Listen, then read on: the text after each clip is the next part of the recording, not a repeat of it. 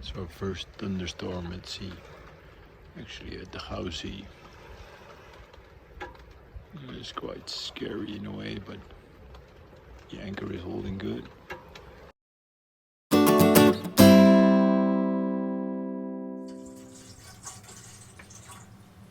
Hey guys, welcome back to another vlog of Sailing Wind Rose.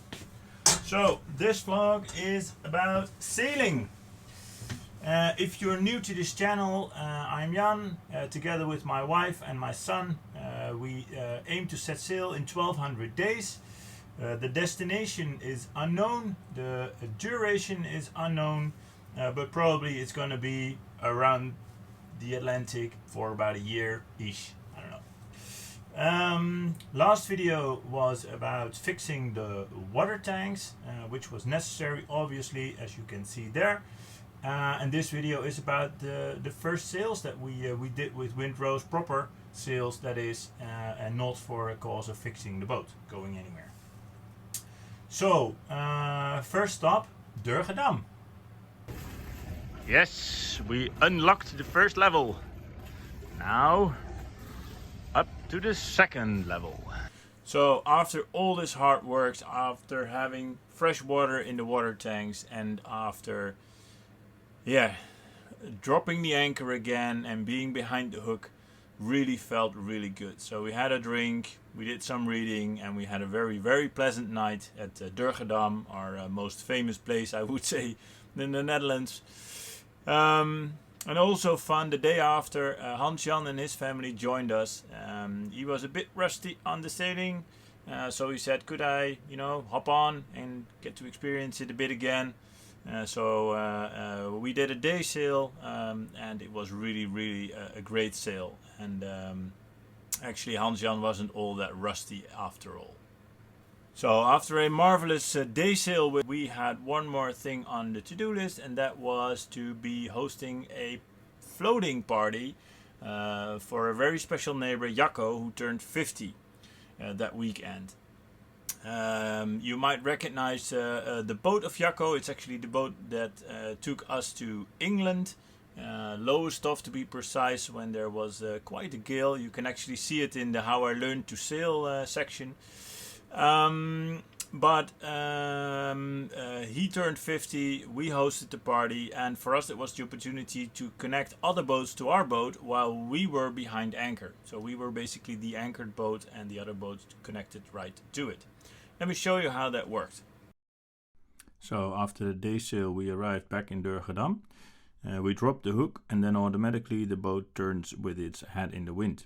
And then it was waiting for the first boat with people for the celebration. When they arrived, they basically came to our port side and connected both mooring lines, and in Dutch we call it landvasten and springetjes. So here you see both. The second boat arrived. They did basically the same thing, but then to the port side of the other boat, connected 2, and I think it was 3 lines, 4 lines maybe even. And then it was waiting for the party animal, who in the end arrived and connected to that boat's port side. So when everything was hooked up, we were safe and sound. The anchor was holding, and it was interesting to see what happened to the wind, because basically because you have like a lot to your port side, you change directions to the wind. So after a brilliant party and having learned something again, we basically ended the weekend and got back to work. And the next weekend we actually scheduled free to go for a somewhat longer trip. And our first destination was the Goudsee, nearby Volendam, where we would be anchoring in a very shallow part of the Goudsee.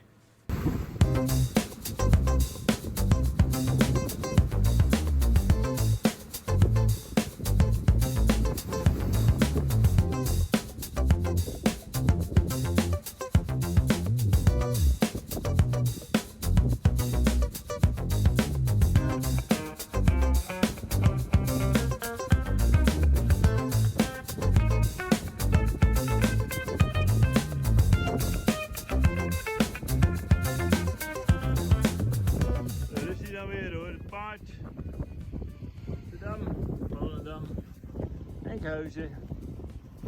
Zorg dat mijn onderbroeken er niet op staan. So after swimming in the Gauzee, Sasha actually learned me how to get my hair out of my face.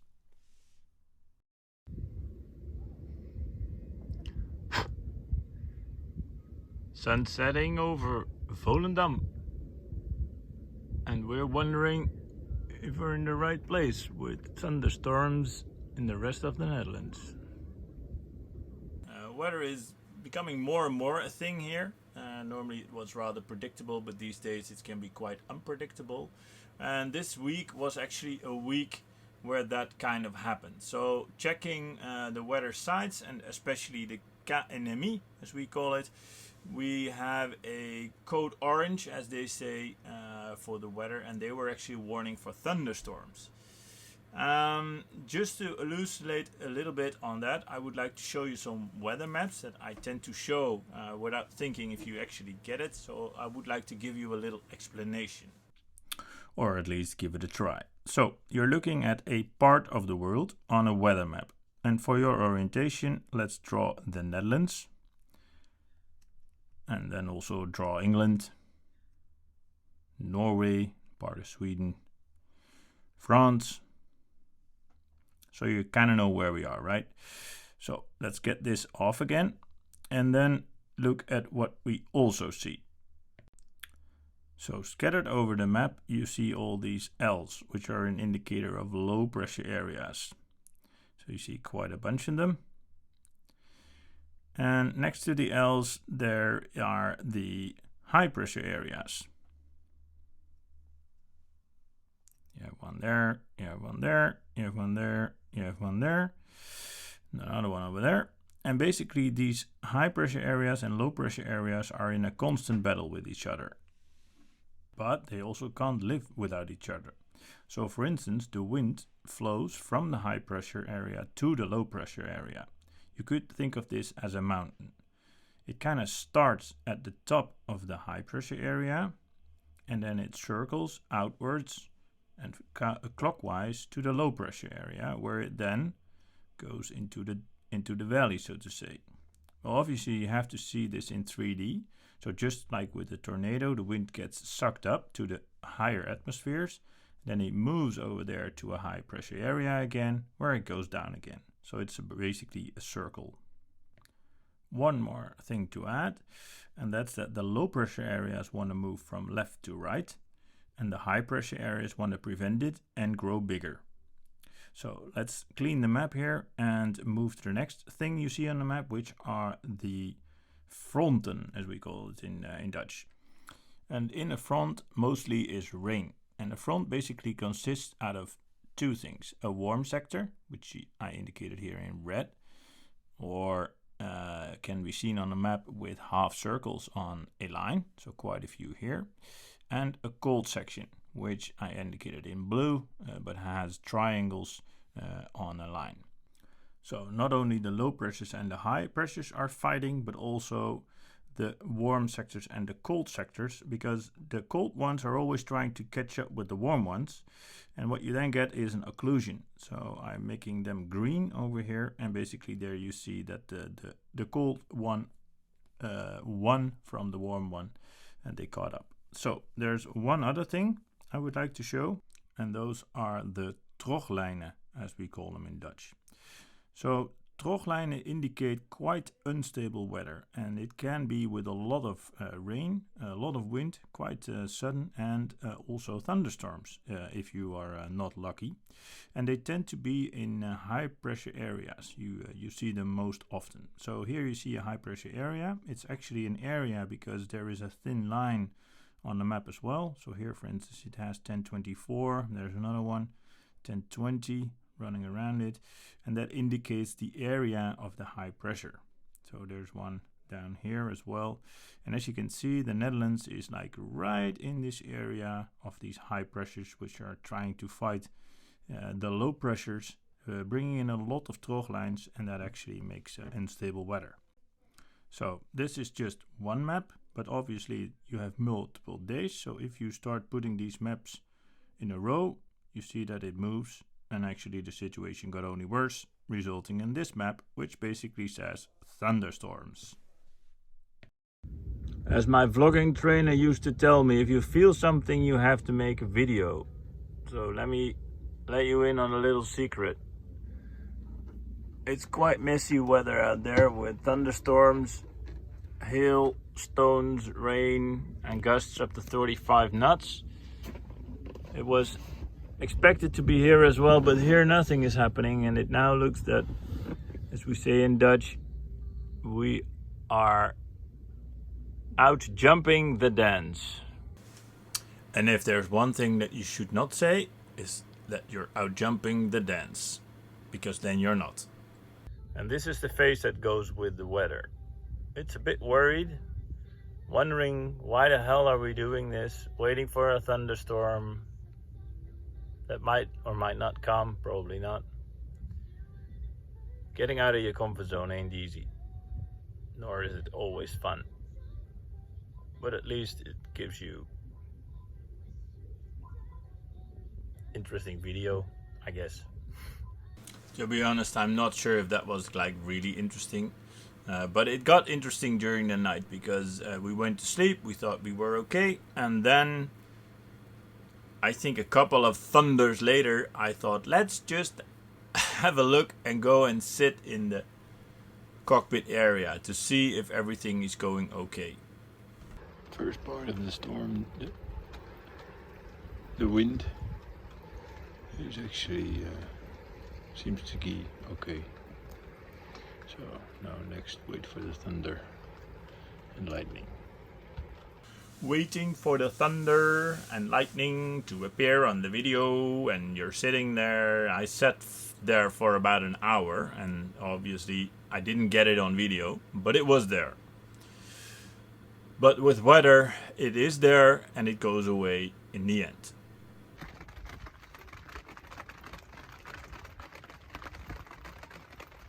It is turning back again, and it seems that all well now. So probably some rain coming up, but that's about it. So first storm in the pocket. First thunderstorm in the pocket. I think we actually got lucky. Later that day I checked Google and the news, and it really was quite a mess in the Netherlands, but we kind of seem to have missed it, which was very fortunate for us. But yeah, first thunderstorm in the pocket, yes, but also I need to make some alterations to the boat, that if we are hit by lightning, that the VHF isn't gonna explode on us. So I do need to make some changes, but for now it's okay. And next step was basically continue sailing, go to the next destination, the Marken Wadden. We are on our way to the Marken Wadden, and another point of stress occurs. Do they have a spot for us?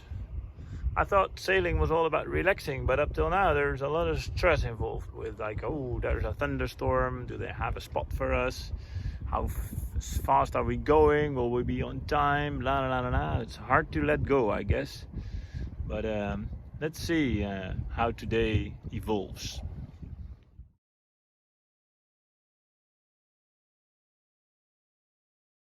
Change of plans. Decided to go to the Blok van Kuffelen instead of the Marken Wadden, because getting there was quite busy. What? Because we have a underbelly feeling.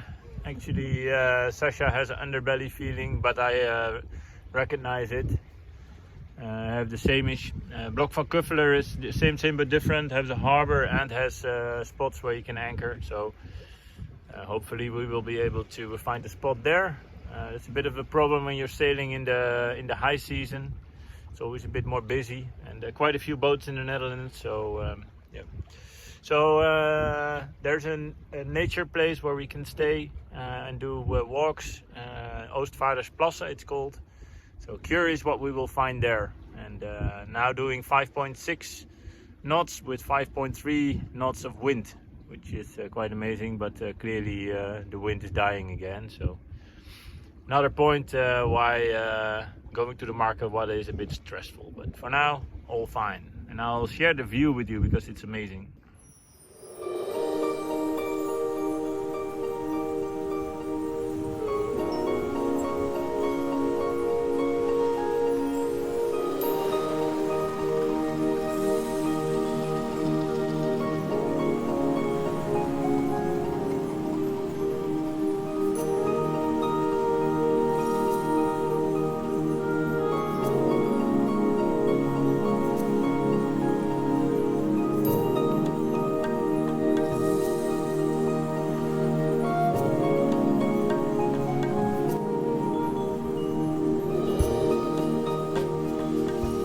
Anchored at the Buff van Kuffelen, awaiting for the problem over there to arise.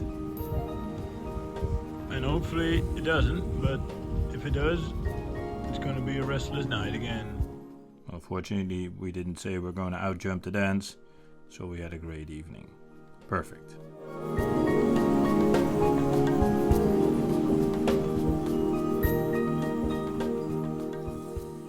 So, call it luck. We didn't really get any thunderstorms. It was a bit the same. The rest of the Netherlands really was a lot of wind, like really a lot of wind, gusting up to 8 Beaufort. And we didn't have anything. Not something to remember. So we really felt kind of lucky, but we also didn't want to push our luck. So we said, well, let's not try it 3 times. Although 3 times is lucky. We said let's just go back home and wait for a bit better weather and sail at a later moment, because it's not really funny. It was really warm, and yeah, this pressing thunderstorm thing on your neck doesn't make you sail very relaxed. So we went back home. Het paard van Marken. But then very far away. The horse from Marken. Marken horse. Marken horse. Which is not a horse. Which isn't a horse, but it's a lighthouse. And normally we cross it, we have to tack to get around it. We cross it very close, but this time we are miles away. Because we're on the other side. This is Flevoland. The land that wasn't there, but we pulled it in. And now it's ours. Until the dike breaks, and then we have a whole lot of shit in the polder. But ja, dat dus.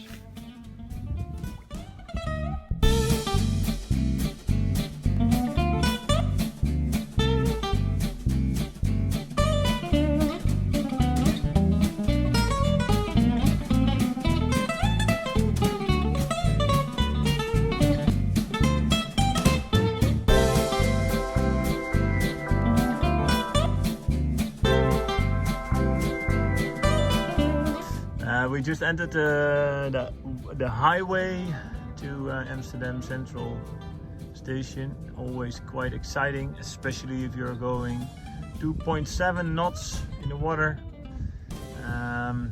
As you are going quite slow, you actually need to time it quite well. 2.7 knots is about actually don't know, I think 5 kilometers an hour, so it's walking speed. But still exciting.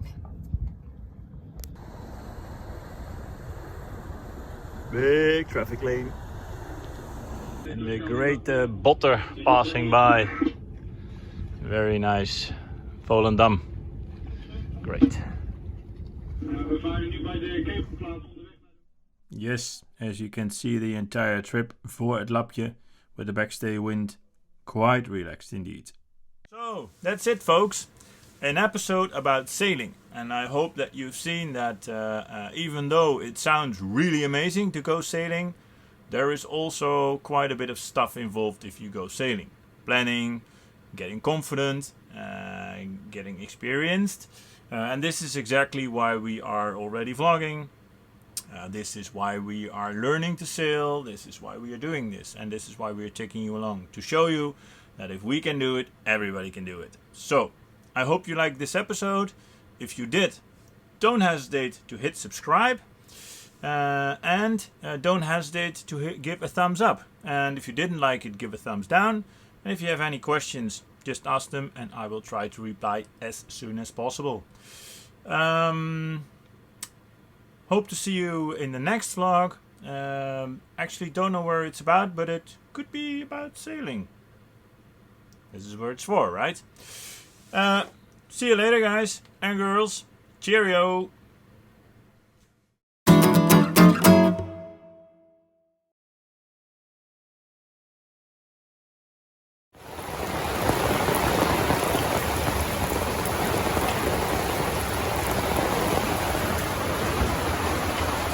It's crazy weather, man, these days.